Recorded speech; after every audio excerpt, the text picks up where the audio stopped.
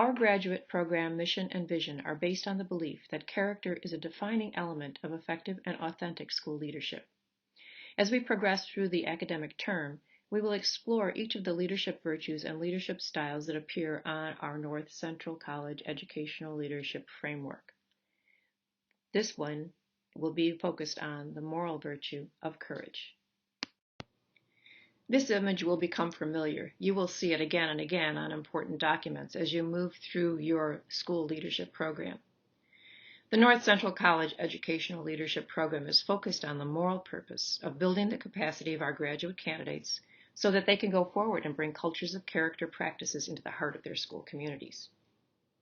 You are a person of character. In fact, each of us is. Each of us has character in varying degrees.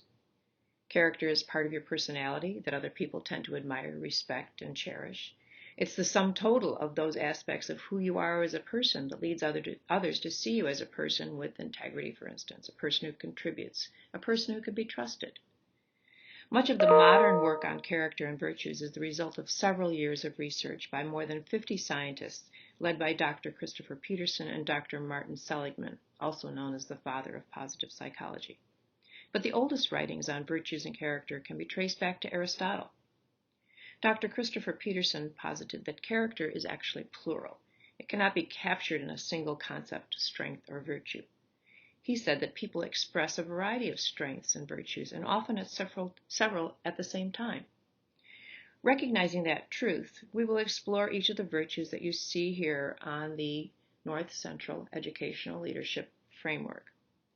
Understanding all of these leadership virtues will grow, and you will develop over time to form your own personal leader character. The virtue of courage refers to your will, digging deep to find motivation to accomplish goals despite challenges arising within or around you. Aristotle cautions us to be aware that the goal is to aim for the golden mean in every virtue. For example, too much bravery can result in recklessness. Too little becomes cowardice. Much like the Goldilocks effect, the aim is to find that just right spot on the continuum. Courage and bravery are often used to mean the same thing, but courage is to be considered as one of Aristotle's cardinal virtues, and bravery is generally really one of the related strengths. Bravery has to do with specific types of actions, while courage is about something much broader, an attitude or an approach to life that makes a person capable of bravery when necessary.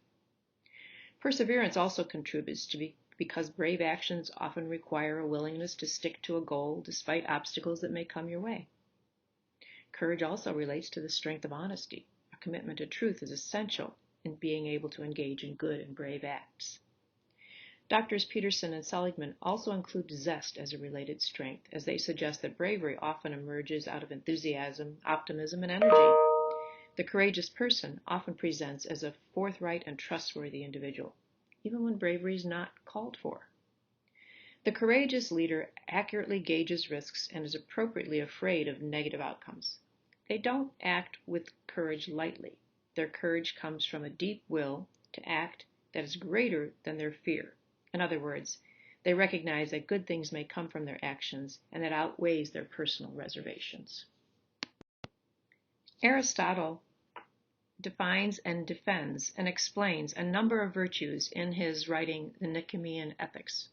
He invokes examples and arguments to make a case for what is his understanding of each virtue in question.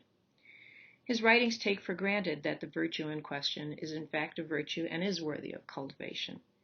Courage is the first virtue he speaks about in detail. Like all virtues, the virtue of courage deals with that golden mean, that midpoint of moderation between two extreme points. Those extreme points should be avoided as they either involve excess or deficiency, according to Aristotle. Aristotle does not simply bestow the title of courageous upon anyone. Rather, he has a very specific definition for a courageous person. As you can see, he says here, the courageous man withstands and fears those things which it is necessary to fear and withstand, and on account of the right reason and how and when it is necessary to fear or withstand them, and likewise in the case of being bold. This passage illuminates several points. The most obvious is that The person of courage acts courageously in a qualified way, at the right time, in the right manner, with the right motivation. This passage also tells us that the courageous person is both fearful and bold, but as such in the right time, right manner, and for the right reason. This right reason or correct motivation, as Aristotle repeats or implies, is that courageous acts are conducted with an eye on the correct purpose, or what is commonly translated as the final cause. Courage can be demonstrated in any role and even in small moves. For the purpose of our conversation around leadership character, the focus is on moral courage versus physical courage. In his book, Moral Courage, Rushworth Kidder identifies 3 elements of moral courage. 1, a commitment to moral principles. 2, an awareness of the danger involved in supporting those principles. And 3, a willing endurance of that danger. Another thought leader that we'll explore, Dr. Mary Crossan, defines the behavior of the courageous leader as this. The courageous leader does the right thing even though it may be unpopular, actively discouraged, and or even result in negative outcomes for the leader. The courageous leader shows an unrelenting determination, confidence, and perseverance in confronting difficult situations, and rebounds quickly from setbacks. On slides 7 through 11, you're going to have the opportunity to look at a scale that was developed for measuring professional moral courage, particularly moral courage as a leadership competency.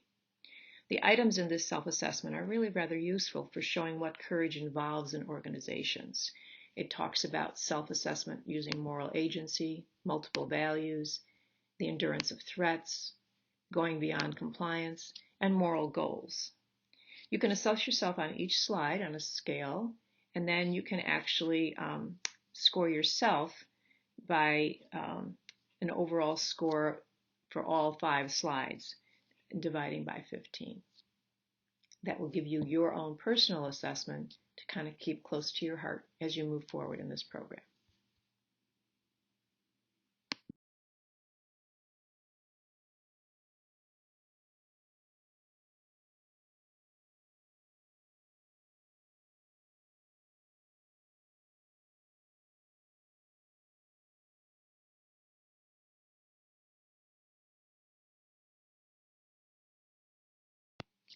Now that you have completed the self-assessment, it is time to sit back and reflect.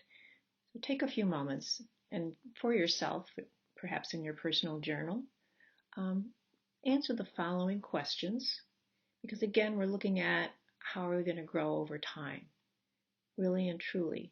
How much moral courage do you possess? Where do you need to maybe perhaps work on and strengthen that particular leadership virtue?